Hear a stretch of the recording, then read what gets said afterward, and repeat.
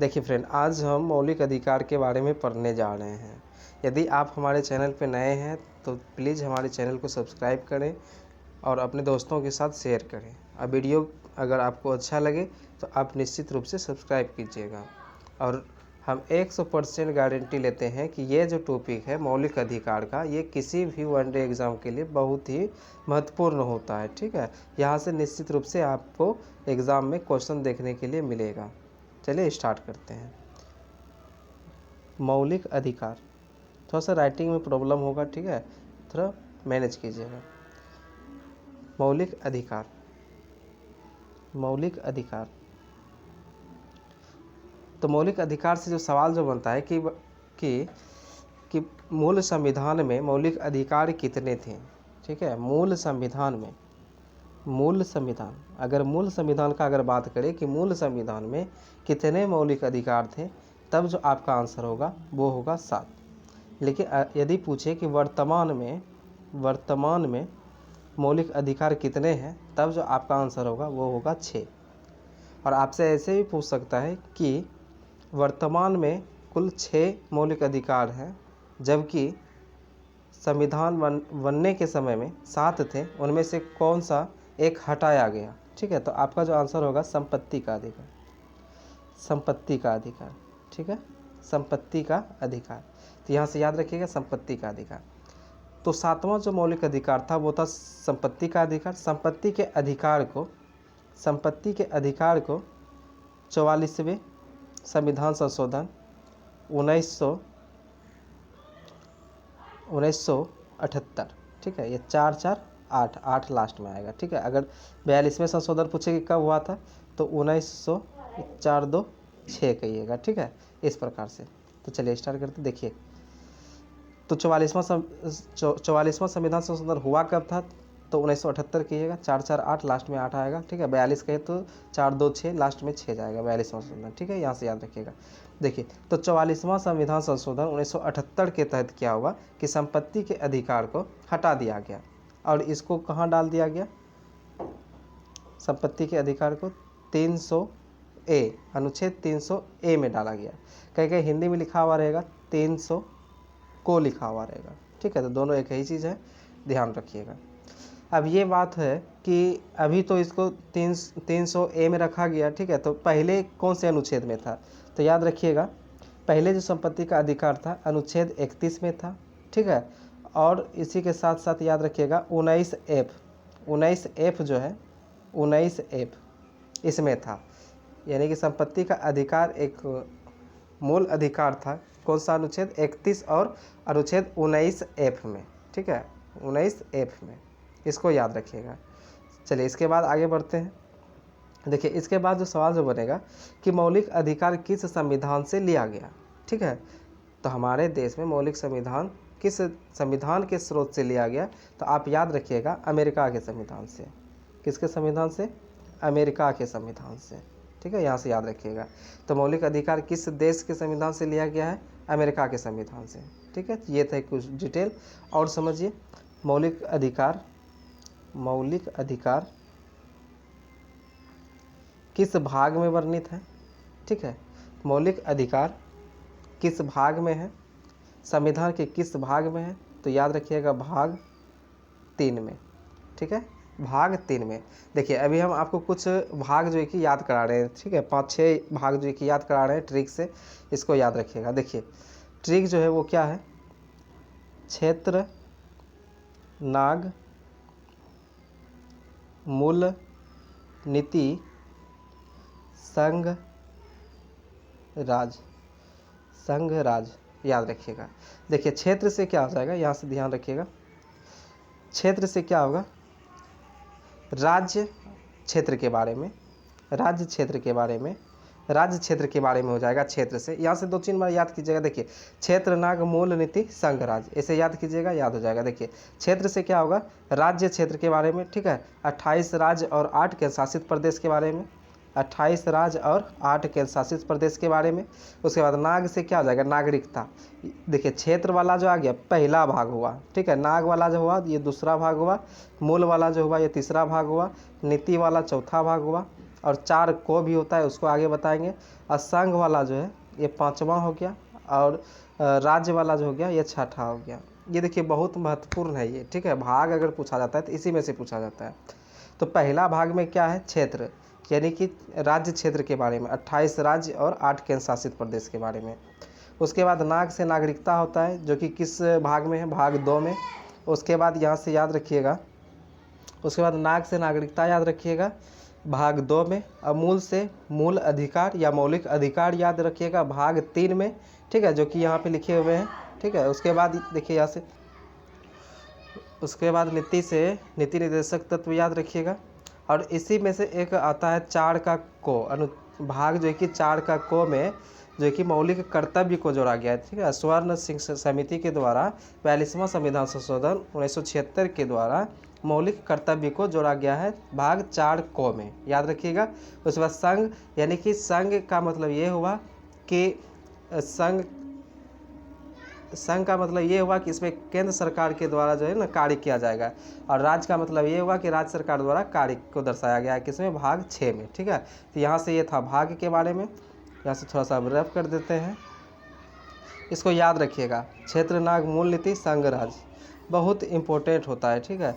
ये बहुत बार जो है कि पूछा जाता है। ये क्षेत्र राज्य का जो क्षेत्र जो है, जैसे 28 राज्य और 8 केंद्र शासित प्रदेश, ये सब बहुत पूछा जाता है, इसको याद रखिएगा।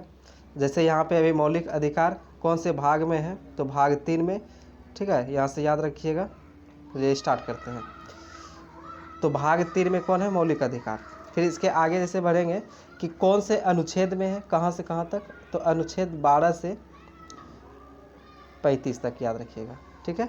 अनुच्छेद 12 से 35 तक याद रखिएगा, अनुच्छेद 12 से 35 तक। उसके बाद देखिए आगे बढ़ते हैं। भारत का जो अधिकार पत्र है, ठीक है, भारत का जो अधिकार पत्र है उसे क्या कहा जाता है।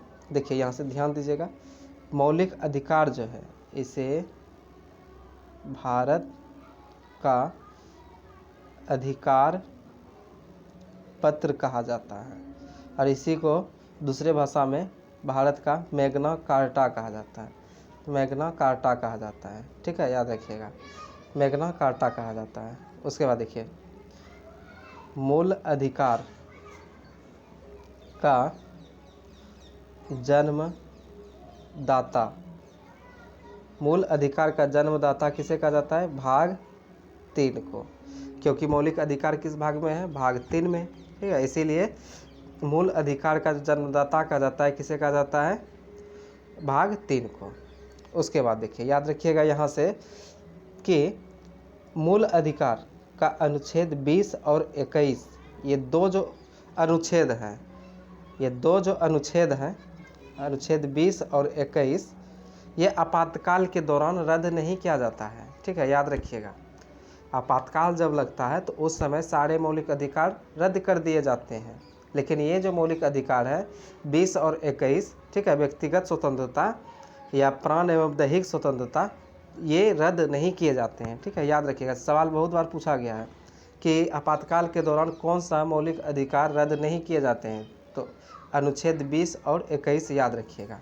उसके बाद देखिए अगला जो सवाल है कि 1931 ईस्वी, देखिए यहाँ थोड़ा सा ठीक से लिखते हैं, 1931 ईस्वी में कराची अधिवेशन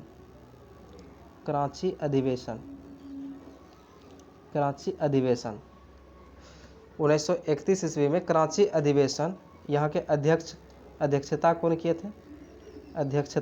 थे, तो याद रखिएगा वल्लभ भाई पटेल जी, ठीक है, यहाँ का अध्यक्षता कौन किए थे, वल्लभ भाई पटेल किए थे। उसके बाद इसी 1931 ईस्वी के कराची अधिवेशन में ही इसका अध्यक्षता कौन किया, वल्लभ भाई पटेल ने। इसी कराची अधिवेशन 1931 में कांग्रेस ने, ठीक है, किसने, कांग्रेस ने घोषणा पत्र में मूल अधिकार का मांग किया था। मूल अधिकार का मांग किया था, इसको याद रखिएगा। तो अब अगर आपसे पूछे कि कांग्रेस ने पहली बार मूल अधिकार का मांग किस अधिवेशन में किया था, तो 1931 के अधिवेशन जो कि कराची में हुआ था। ठीक है, तो यहाँ से इतना सा याद रखिएगा। उसके बाद आगे बढ़ते हैं। अब देखिए सवाल पूछता है कि मूल अधिकार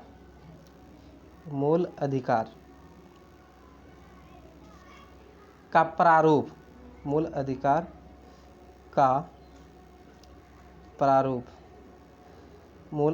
का प्रारूप किसने बनाया था? प्रारूप किसने बनाया था? ये चीज़ याद रखिएगा। तो मूल अधिकार का प्रारूप किसने बनाया था? देखिए यानी कि मौलिक अधिकार का, या फिर आप ये बोल सकते हैं कि मूल अधिकार का जो पहली बार जो मांग हुआ 1931 में हुआ। किसके द्वारा? मूल अधिकार का पहली बार मांग जो हुआ 1931 में कराची अधिवेशन, जो कि अध्यक्षता कौन कर रहे थे? वल्लभ भाई पटेल। ठीक है, तो उसमें क्या गया। लेकिन यहाँ पे सवाल है कि मूल अधिकार का प्रारूप किसने तैयार किया? तो यहाँ से याद रखिएगा जवाहरलाल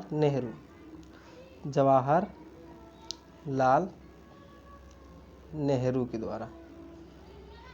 मौलिक अधिकार या मूल अधिकार एक ही चीज़ है। ठीक है, दोनों अलग अलग नहीं है, याद रखिएगा। जो कि भाग 3 और अनुच्छेद 12 से 35 तक, ये अनुच्छेद बहुत पूछा जाता है। चलिए इसके बाद देखिए, यहाँ से जो बेसिक था ये समाप्त हो चुका है। अब जो होगा ये जो 6 जो मौलिक अधिकार हैं, 6 मौलिक अधिकार के बारे में पूरा देखेंगे। देखिए पहला जो मौलिक अधिकार है समता या समानता का अधिकार। समता या समानता का अधिकार, यह जो अनुच्छेद है कहाँ से कहाँ तक? 14 से 18 तक।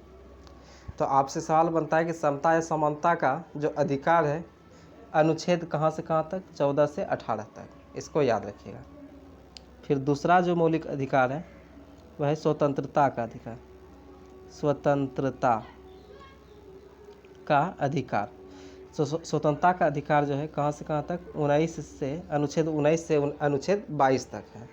ठीक है, उसके बाद तीसरा जो है शोषण के विरुद्ध अधिकार। शोषण के विरुद्ध अधिकार, शोषण के विरुद्ध अधिकार कहाँ से कहाँ तक? तो 23 से 24 तक। उसके बाद चौथा जो है वो है आपका धार्मिक स्वतंत्रता का अधिकार। धार्मिक स्वतंत्रता का अधिकार 25 से 28 तक, अनुच्छेद 25 से 28 तक। और पांचवा जो है वह है संस्कृति और शिक्षा का अधिकार। संस्कृति और शिक्षा का अधिकार अनुच्छेद 29 से 30 तक। और छठा जो है मौलिक अधिकार संवैधानिक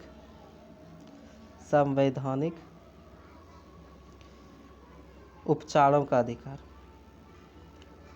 संवैधानिक उपचारों का अधिकार कहाँ से कहाँ तक? सिर्फ यहाँ से 32 याद रखिएगा, काहे कि 31 जो था वो तो संपत्ति का अधिकार था, वो तो हट ही गया। तो यहाँ से छठा जो मूल अधिकार जो है वो क्या है? संवैधानिक उपचारों का अधिकार, जो कि अनुच्छेद 32 में है। ठीक है, जो कि अनुच्छेद 32 में। एक बार रिवाइज कर लेते हैं। देखिए ध्यान रखिएगा कि पहला जो मौलिक अधिकार है, टोटल कितने मौलिक अधिकार? टोटल मौलिक अधिकार कितने? 6 थे। कितने? तो 7 थे। ठीक है, अभी है कितना? तो 6 है। उसके बाद कौन से भाग में है? तीसरे भाग में है। अनुच्छेद कहाँ से कहाँ तक? 12 से 35 तक। अनुच्छेद कहाँ से कहाँ तक? अनुच्छेद 12 से 35 तक मूल अधिकार है। ठीक है, यहाँ से क्लियर। देखिए आगे देखिए, तो पहला जो मौलिक अधिकार है वो क्या है? समता या समानता का अधिकार, जो कि अनुच्छेद 14 से 18 तक है। आपसे डायरेक्ट ऐसे भी पूछता है कि समता का अधिकार कौन से अनुच्छेद में है? तो अनुच्छेद 14 दिया रहेगा, तो यहाँ से टिक कीजिएगा। उसके बाद स्वतंत्रता का अधिकार जो कि प्रेस की स्वतंत्रता होती है, बोलने की होती है, ठीक है, बिना हथियार के जो कि आप आंदोलन कर सकते हैं, जीविका चलाने के, ये सारे इसमें पढ़ेंगे, ठीक है, ये सब में। तो स्वतंत्रता का अधिकार कहाँ से कहाँ तक है? 19 से 22 तक। और शोषण के विरुद्ध अधिकार, जो कल कारखाने सब में जो बच्चे को जो काम करने से रोका जाता है, वो सारी चीज़ है यहाँ पे, अनुच्छेद 23 से 24। धार्मिक स्वतंत्रता का अधिकार 25 से 28, और संस्कृति और शिक्षा का अधिकार 29 से 30, और संवैधानिक उपचारों का अधिकार अनुच्छेद 32, ठीक है। अब ये 6 जो मौलिक अधिकार हुए, इसको अब अलग से पूरा डिटेल देखना है, ठीक है। चलिए स्टार्ट करते हैं। तो पहला जो अधिकार है वो कौन सा है? समता या समानता का अधिकार। तो उसको तो ऐसे ही याद रखिएगा, उसमें से उतना अच्छा देख लेते हैं, इसमें भी जो है ना क्वेश्चन बहुत सारा बनता है। देखिए पहला जो है समता या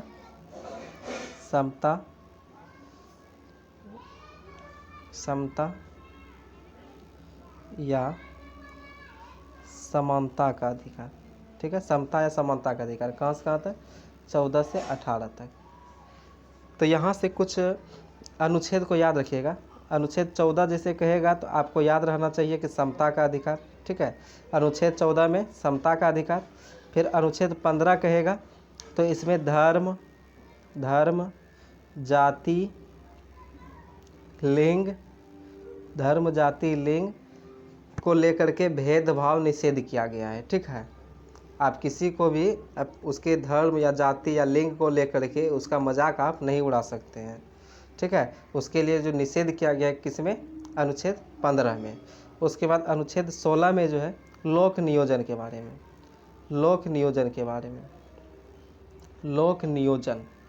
लोक नियोजन का मतलब ये होता है कि जैसे कोई भी वैकेंसी जैसे निकलता है तो उसमें आप देखते होंगे सभी को फॉर्म भरने का हक रहता है, ठीक है, और शांतिपूर्ण ढंग से एग्ज़ाम लेने का जो है कि उसमें से सुविधा रहता है। ऐसा नहीं अगर अनुच्छेद 16 अगर नहीं रहता तो इससे पता चलता है क्या कि जितने भी नेता हैं उन्हीं का बेटा वगैरह जो है ना उसमें सिलेक्शन पा चुके हैं, ठीक है। तो इसलिए वैसा नहीं हो, इस कारण से अनुच्छेद 16 में कहा गया है कि लोक नियोजन का अधिकार, यानी कि नियुक्ति में अवसर की समानता। कहने का मतलब कोई भी नियुक्ति जो होगा उसमें सभी को समान अधिकार दिया जाएगा। उसके बाद देखिए अनुच्छेद 17, ये बहुत ही इम्पोर्टेंट है। स्पीडी सब में जब गिनिएगा इसको, प्रीवियस में पूछा हुआ तो थक जाइएगा। तो अनुच्छेद 17 जो है काफ़ी इम्पोर्टेंट है। अनुच्छेद 17 में क्या है? अस्पृश्यता का अंत, अस्पृश्यता का अंत, ठीक है। इसी को कहा जाता है छुआछूत का अंत, ठीक है। इसी को क्या कहा जाता है? छुआछूत का अंत। बहुत बार जो है कि ये अनुच्छेद पूछा गया है। अस्पृश्यता का अंत और उसके बाद छुआछूत का अंत, इसी में अनुच्छेद 17, ठीक है। अनुच्छेद 17 यहाँ से याद रखिएगा। उसके बाद आपका यहीं पे देख लेते हैं अनुच्छेद 18 में क्या दिया हुआ है? उपाधियों का अंत, उपाधियों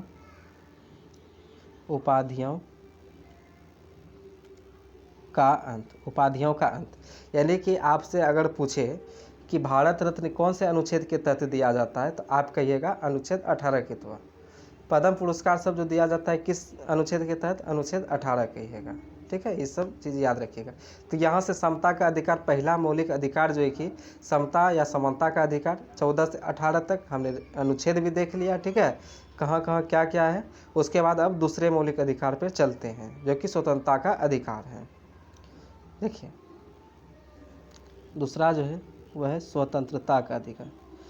स्वतंत्रता का अधिकार, तो स्वतंत्रता का अधिकार कहाँ से कहाँ तक है? अनुच्छेद 19 से अनुच्छेद 22 तक, ठीक है। तो अनुच्छेद 19 से 22 तक पूरा ट्रिक के साथ जो है कि इसको याद करेंगे। देखिए समझिएगा। तो अनुच्छेद यहाँ से इसको थोड़ा सा हम रब कर देते हैं, ठीक है, यहाँ से रब कर देते हैं, समझिएगा। इसमें अनुच्छेद देखिए, पहले तो ऐसे बोलेगा कि समानता का यानी स्वतंत्रता का अधिकार कौन से अनुच्छेद में है? तो अनुच्छेद 19 कहिएगा, ठीक है।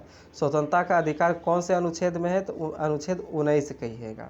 उसके बाद अनुच्छेद 19 में बहुत सारा जो है कि अलग अलग जोड़ा गया है, 19A, 19B, 19C, ठीक ना, ऐसे करके G तक जोड़ा गया है। तो इस सारे को ट्रिक से याद करेंगे और कुछ ऐसा होगा कि इसको हम याद भी कर लेंगे। देखिए अनुच्छेद 19A हो गया, अनुच्छेद 19B हो गया, अनुच्छेद 19C हो गया, अनुच्छेद 19D हो गया, और उसके बाद अनुच्छेद 19E हो गया, और अनुच्छेद 19F हो गया, और अनुच्छेद 19G हो गया।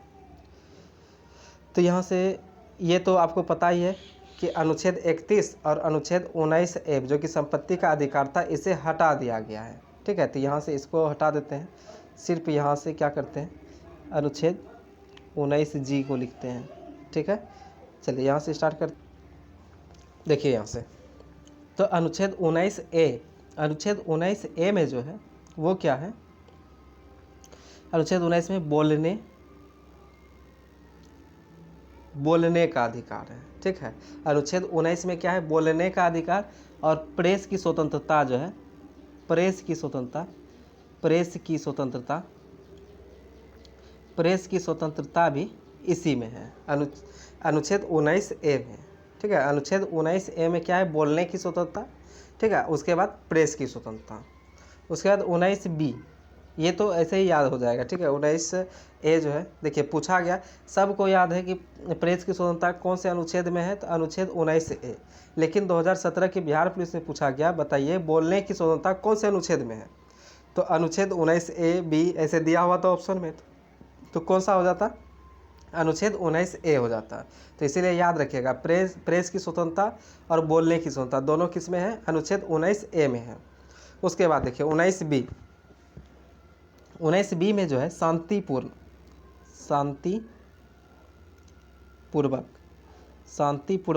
बिना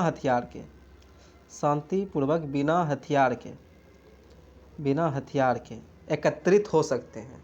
ठीक है, शांतिपूर्वक बिना हथियार के एकत्रित हो सकते हैं, आप सभा कर सकते हैं। ठीक है, तो ऐसा उल्लेख किया गया किसमें, अनुच्छेद 19 में, शांतिपूर्व बिना हथियार के, ठीक है, सभा कर सकते हैं या फिर एकत्रित हो सकते हैं एक जगह। ये कौन से अनुच्छेद के तहत, अनुच्छेद 19B के द्वारा, अनुच्छेद 19B के द्वारा। उसके बाद देखिए 19C, सी से देखिए, सी 100 से क्या होता है, सी, और उसी तरह सी 100 से सी होता है, 100 से संघ भी होता है। तो इसीलिए याद रखिएगा, संघ बनाने की स्वतंत्रता जो है किस में है, अनुच्छेद सी में। तो यहाँ से आपको याद हो जाएगा तुरंत कि 19C, सी 100 से सी होता है, 100 से संघ होता है। तो अनुच्छेद सी जब कहे, अनुच्छेद 19C कहे, तो संघ बनाने का स्वतंत्रता कहिएगा। ठीक है, अनुच्छेद 19C, सी से क्या होता है, सी 100 से सी और 100 से संघ होता है, ऐसे याद रखिएगा। उसके बाद देखिए अनुच्छेद 19D को याद रखिएगा। अनुच्छेद 19D में क्या है, आवागमन की स्वतंत्रता। अनुच्छेद 19D में क्या है, आवागमन की स्वतंत्रता। आवागमन, आप कहीं भी अपने देश में जो है कि इधर से उधर जा सकते हैं। ठीक है, तो आवागमन की स्वतंत्रता जो है किस में है, अनुच्छेद 19 के डी में। अब डी से क्या होता है बताइए, डी से ड्राइव होता है, ड्राइव यानी चलाना। ठीक है, चलना या परिवहन को चलाना, यही समझ सकते हैं। आवागमन कराना, ऐसे समझ सकते हैं। तो इसीलिए जब कहे आवागमन की स्वतंत्रता किस में है, तो 19D, ड्राइव आप समझिएगा, आवागमन करना। ठीक है, तो अनुच्छेद 19D को याद रखिएगा, कैसे, ड्राइव के रूप में याद रखिएगा, यानी आवागमन कर सकते हैं। ठीक है, आवागमन की स्वतंत्रता। और अनुच्छेद 19C क्या था, 100 से सी होता है, 100 से संघ होता है। ठीक है, संघ बनाने की स्वतंत्रता। और अनुच्छेद 19A क्या है, बोलने की स्वतंत्रता या प्रेस की स्वतंत्रता। ये सवाल 2017 में बिहार पुलिस में पूछा हुआ है कि बोलने की स्वतंत्रता कौन से अनुच्छेद में है, अनुच्छेद 19A में। अब बी में क्या है, शांतिपूर्ण बिना हथियार। अब बिना यहाँ पे लग गया, बहुत से बिना और बहुत से बी भी होता है, याद रखिएगा। तो 19B में क्या है, बिना हथियार के। अनुच्छेद 19B में क्या है, बिना हथियार के आप एकत्रित हो सकते हैं या सभा कर सकते हैं। अनुच्छेद सी क्या है, सी से संघ बना सकते हैं। और डी से ड्राइव यानी आवागमन कर सकते हैं कहीं भी। ठीक है, उसके बाद देखिए अनुच्छेद ई को बाद में देखेंगे, पहले जी को देख लेते हैं। अनुच्छेद 19G, जी से क्या होगा, जी से जीविका चलाने की स्वतंत्रता। जी से जीविका चलाने की स्वतंत्रता, जीविका यानी कि आप व्यापार कर सकते हैं, व्यापार की स्वतंत्रता किसका है, व्यापार की स्वतंत्रता। जी से जीविका चलाने की स्वतंत्रता और व्यापार चलाने की स्वतंत्रता। ठीक है, जीविका चलाने की 19G जीविका चलाने की स्वतंत्रता। और अनुच्छेद 19E जो है, ठीक है, अनुच्छेद 19 जो है ये है निवास करने की स्वतंत्रता। इसको थोड़ा सा, इसमें कोई ट्रिक वगैरह है नहीं, इसको याद रखिएगा, ठीक है। अनुच्छेद 19 क्या है? निवास करने की स्वतंत्रता, निवास करने की स्वतंत्रता, निवास करने की स्वतंत्रता। तो इससे आगे अब दूसरे वीडियो में देखेंगे। तो उम्मीद है कि आपको काफ़ी अच्छा लगा होगा, और यदि आप हमारे चैनल पर नए हैं तो आप निश्चित रूप से हमारे चैनल को सब्सक्राइब करें, अपने दोस्तों के साथ शेयर करें। आप लोग लाइक नहीं करते हैं, ठीक है, इतना मेहनत करते हैं, थोड़ा सा लाइक ज़रूर किया कीजिए।